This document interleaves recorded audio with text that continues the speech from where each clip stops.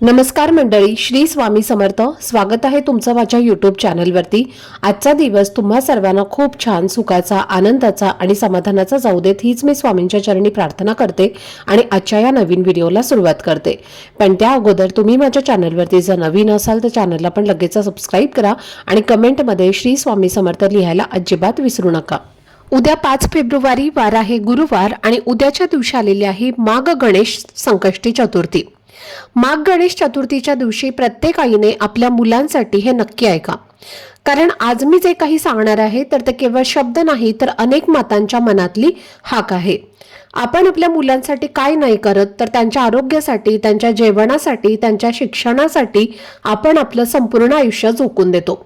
पण तरीही अनेक वेळेला आपल्या मनात एक बोचरी भावना येते की माझं बाळ खूप मेहनत करत आहे तरी त्याला अपेक्षित यश का मिळत नाही. परीक्षेच्या आधी सगळं नीट आठवतं पण पेपर लिहायला गेल्यानंतर सगळं गोंधळतं, किंवा शिक्षण पूर्ण झालं आहे पण नोकरीसाठी नशीब साथ देत नाही.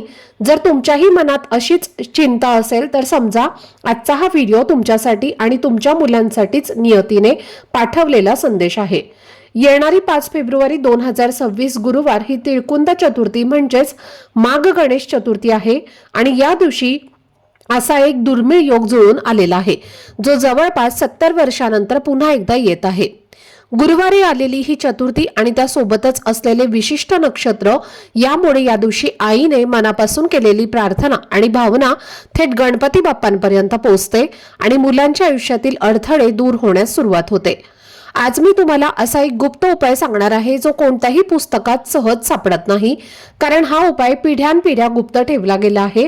पण अनेक मातांच्या म्हणजेच आईच्या आग्रहामुळे आणि त्यांच्या मुलांच्या भविष्यासाठी आज मी तुमच्यासोबत तो शेअर करणार आहे. तर त्यामुळे व्हिडिओमधला प्रत्येक क्षण तुमच्या मुलाचं भवितव्य घडवू शकतो आणि शेवटी मी एक अशी अचूक वेळ सांगणार आहे की त्या एका मिनिटात जर तुम्ही हा उपाय केला तर तो कधीच निष्फळ ठरणार नाही. आणि म्हणूनच हा शेवटपर्यंत व्हिडिओ स्किप न करता पाहत राहा, जेणेकरून तुमच्यापर्यंत योग्य ती माहिती पोहोचेल. आणि तुम्ही माझ्या चॅनलवरती जर नवीन असाल तर चॅनलला पण लगेच सबस्क्राईब करा आणि बेल आयकॉनला पण प्रेस करा, म्हणजे मी जेव्हा कधीही नवीन व्हिडिओज अपलोड करेन त्याचं नोटिफिकेशन सर्वात आधी तुम्हाला मिळेल आणि तुमचा एकही व्हिडिओ हा मिस होणार नाही. तसेच पुढे जाण्यापूर्वी कमेंट बॉक्समध्ये श्रद्धेने ओम गणगणपते नमः, श्री स्वामी समर्थ आणि ओम नमो भगवते वासुदेवाय नमः हे तिन्ही मंत्र नक्की लिहा, कारण तुमची एक छोटीशी कमेंट सुद्धा तुमच्या मुलासाठी केलेली मोठी प्रार्थना ठरू शकते. माघ महिन्यातील या चतुर्थीला कुंद चतुर्थी किंवा वरद चतुर्थी असंही म्हटलं जातं आणि वरद म्हणजे वरदान देणारा, म्हणूनच असे मानले जाते की या दिवशी गणपती बाप्पा पृथ्वीवर विशेष चैतन्य रूपात वावरत असतात आणि भक्तांची आक लगेचच ऐकतात. त्यात या वर्षी 5 फेब्रुवारीला हा दिवस गुरुवारी येत आहे आणि ज्योतिषशास्त्रानुसार गुरु हा ग्रहांचा गुरु मानला जातो, जो शिक्षण, विद्या आणि नोकरीचा कारक आहे. तर गणपती बाप्पा हे बुद्धीचे आणि विवेकाचे दैवत आहेत आणि जेव्हा गुरु आणि गणपती एकाच दिवशी प्रसन्न होतात तेव्हा एक विशेष राजयोग निर्माण होतो. जर तुमच्या मुलांच्या पत्रिकेत बुधग्रह कमजोर असेल, अभ्यासात लक्ष लागत नसेल, आठवण शक्ती कमी वाटत असेल किंवा राहू केतूचा त्रास जाणवत असेल तर हा दिवस त्या अडथळ्यांपासून मुक्ती मिळवण्यासाठी अत्यंत योग्य मानला जातो, कारण या दिवशी आईने मनापासून केलेली प्रार्थना आणि उपाय हे मुलांवरती थेट परिणाम करतात. अनेक वेळेला असंही होतं की घरावर न कळत नजर लागलेली असते किंवा मुलांच्या प्रगतीवर कोणाची तरी वाईट दृष्टी असते आणि अशा वेळी कितीही मेहनत केली तर यश थोडे दूरच राहतं. पण हा उपाय त्या सर्व नकारात्मक शक्तींना तोडण्याची ताकद ठेवतो असं मानलं जातं. आता आपण प्रत्यक्ष उपायाकडे वळूयात, पण त्याआधी एक गोष्ट लक्षात ठेवा की हा उपाय करताना घरात शांतता असणं फार महत्वाचं आहे. कोणालाही मध्येच बोलू देऊ नका आणि मन हे पूर्णपणे स्थिर ठेवा. या उपायासाठी लागणाऱ्या गोष्टी अगदी साध्या आहेत, जसं की शुद्ध आणि भेसळ नसलेली हळद, स्वच्छ जागेवरची 2 21 दुर्वांची जोडी, मुठभर हिरवे मूग जे बुद्धीचे प्रतीक मानले जाते आणि एक नवीन कोरा पिवळा कागद किंवा पांढरा कागद ज्याला हळदीने पिवळे करता येईल, थोडेसा अष्टगंध किंवा केसर आणि हाताला बांधतो तो लाल दोरा म्हणजेच ज्याला मौली असंही म्हणतात. तर हे साधं साहित्य असलं तरी त्याची वेळ आणि पद्धत हीच खरी गुपिताची गोष्ट आहे. तर ज्या आईचे मूल अभ्यासात कच्चे आहे, ज्यांचे लक्ष लवकर विचलित होतं किंवा जे मन लावून बसत नाहीत, त्यांनी हा उपाय दुपारी 12 वाजता करायचा आहे. त्यावेळी गणपती बाप्पांच्या मूर्तीसमोर बसून पिवळ्या कागदावर अष्टगंधाने किंवा केसराने ओम असं लिहायचं आहे आणि त्याखाली आपल्या मुलाचं पूर्ण नाव, त्यावर ते मूठभर हिरवे मूग ठेवायचे आहेत आणि शक्य असल्यास मुलाला समोर बसवायचं आहे आणि मुलगा लहान असेल तर त्याच्या नावाने तुम्हीच हा उपाय करायचा आहे. यानंतर शांतपणे गणपती अथर्व शिष्य म्हणायचं आहे किंवा गणपती बाप्पांचं नाव 108 वेळेला तुम्हाला घ्यायचं आहे आणि मग तो कागद नीट तुम्हाला फोल्ड करायचा आहे आणि मुलांच्या अभ्यासाच्या पुस्तकात किंवा मुलांच्या कपाटात, जिथे ते रोज पाहतील अशा ठिकाणी ठेवायचा आहे.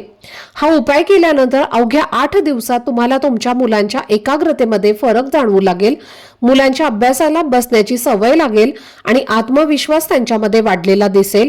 हा केवळ सांगितलेला उपाय नाही, तर माझा स्वतःचा अनुभव आहे आणि अनेक मातांनी त्याचा प्रत्यक्ष लाभ सुद्धा घेतलेला आहे आणि म्हणून हा उपाय मी श्रद्धेने, विश्वासाने तुम्हाला करायला सांगत आहे.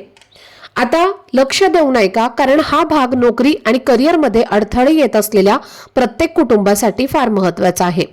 विशेषतः ज्या आईला असं वाटतं की माझ्या मुलामध्ये क्षमता आहे, मेहनत तो करत आहे, पण त्याला तरीही नोकरी मिळत नाही किंवा मिळालेल्या नोकरीमध्ये प्रमोशन, स्थैर्य आणि समाधान मिळत नाही, तर हा एक गुप्त आणि फार प्रभावी असा उपाय आहे आणि तो ठराविक वेळेमध्ये जर केला तरच त्याचं आपल्याला पूर्ण फळ मिळतं.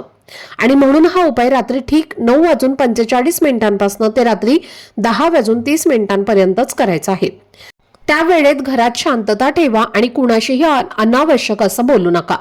या उपायासाठी 21 दुर्वांची जोडी तुम्हाला घ्यायची आहे आणि त्या लाल धाग्याने म्हणजेच मौलीने एकत्र बांधायची आहे आणि प्रत्येक जोडी बांधताना मन शांत ठेवून ओम गण गणपते नमः किंवा गम गम गम हा बीज मंत्र हळू आवाजात म्हणत राहा, कारण मंत्रापेक्षा तुमचा भाव हा जास्त महत्वाचा असतो. त्यानंतर एक छोटासा गुळाचा खडा घ्या आणि तो तुमच्या मुलाच्या उजव्या हाताच्या अंगठ्याला हलकच स्पर्श करून घ्या, कारण हा स्पर्श म्हणजे आईची ऊर्जा आणि आशीर्वाद त्या उपायात मिसळण्याचा क्षण असतो. आणि हे सर्व साहित्य एक स्वच्छ तांब्याच्या पात्रात किंवा स्वच्छ ताटामध्ये ठेवायचं आहे. आता घराच्या मुख्य दरवाजाच्या आतल्या बाजूला उभे राहून डोळे मिटून मनापासून गणपती बाप्पांना प्रार्थना करा की हे बाप्पा, माझ्या मुलाच्या नोकरीच्या आणि करिअरच्या मार्गातील सर्व अडथळे दूर कर, त्याला योग्य संधी दे आणि योग्य लोक त्याला भेटू देत आणि त्याच्या मेहनतीला योग्य ते फळ मिळू दे. दुसऱ्या दिवशी सकाळी हे सर्व साहित्य एखाद्या गणपतीच्या मंदिरात नेऊन बाप्पांच्या चरणी अर्पण करा आणि परत येताना मनात कोणतीही शंका ठेवू नका. हा उपाय करताना जर तुम्ही पूर्ण शांतता पाळली, कोणाशीही बोलला नाही, तर त्याचा प्रभाव अनेक पटींनी वाढतो आणि म्हणूनच याला मौन उपाय असंही म्हणतात.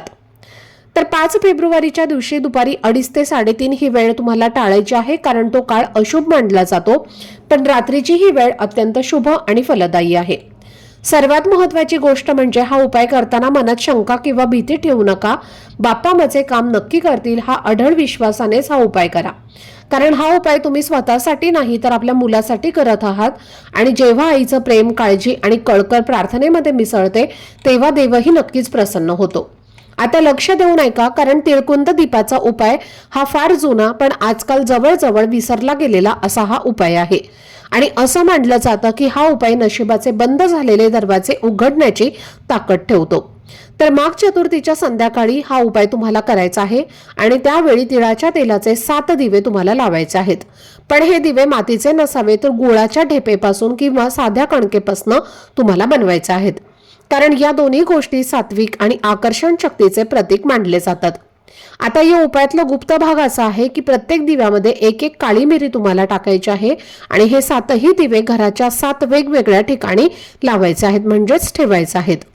जसं की मुख्य प्रवेशद्वाराजवळ, स्वयंपाकघरात, त्याचबरोबर अभ्यासाच्या खोलीत किंवा जिथे मुलं जास्त वेळ घालवतात अशा जागी, कारण असं म्हटलं जातं की काळी मिरी घरातील नकारात्मक ऊर्जा शोषून घेते आणि गुळाचा दिवा हा घरात बोलण्यातील गोडवा, समजूतदारपणा आणि आपुलकी वाढवतो.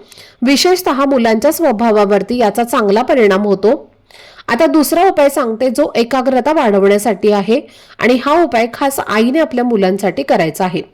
माघ चतुर्थीच्या रात्री जेव्हा मूल शांत झोपेत असतं तेव्हा गणपती बाप्पांना अर्पण केलेले थोडेसे शमीचं तेल किंवा शुद्ध तूप आपल्या बोटाला लावायचं आहे आणि मूल झोपलेले असतानाच त्याच्या नाभीला अगदी हलक्या हाताने 21 वेळेला स्पर्श करायचा आहे।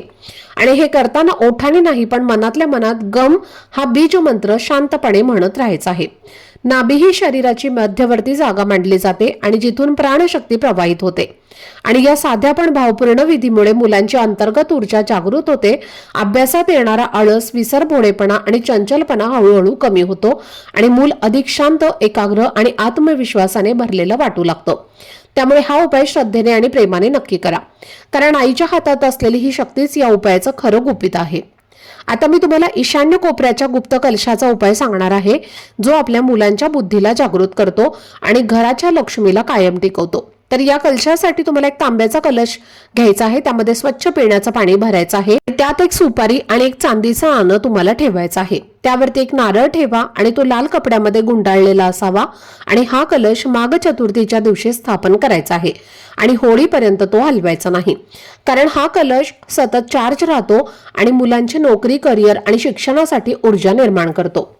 तर आपण नोकरी आणि करिअरसाठीचा हा विशेष पाहणार आहोत उपाय, तर जो प्रत्येक आईसाठी खूप महत्त्वाचा आहे। आपल्या मुलाला पदवी आहे, तो मेहनत करतो, इंटरव्ह्यू पर्यंत पोहोचतो देखील, पण अंतिम फेरीमध्ये काहीतरी कारणाने तो परत येतो किंवा रिजेक्ट होतो। तर समजून घ्या की त्याच्या मार्गात अदृश्य अडथळे येत आहेत। हा उपाय पूर्ण श्रद्धा आणि प्रेमाने करणं गरजेचं आहे आणि त्यासाठी तुम्हाला लागेल एक अखंड सुपारी, जी तुटलेली किंवा कापलेली नसावी, शुद्ध तुम्हाला शेंदूर घ्यायचा आहे आणि एक लाल धागा घ्यायचा आहे, ज्याला आपण मौली किंवा कलावा असं म्हणतो।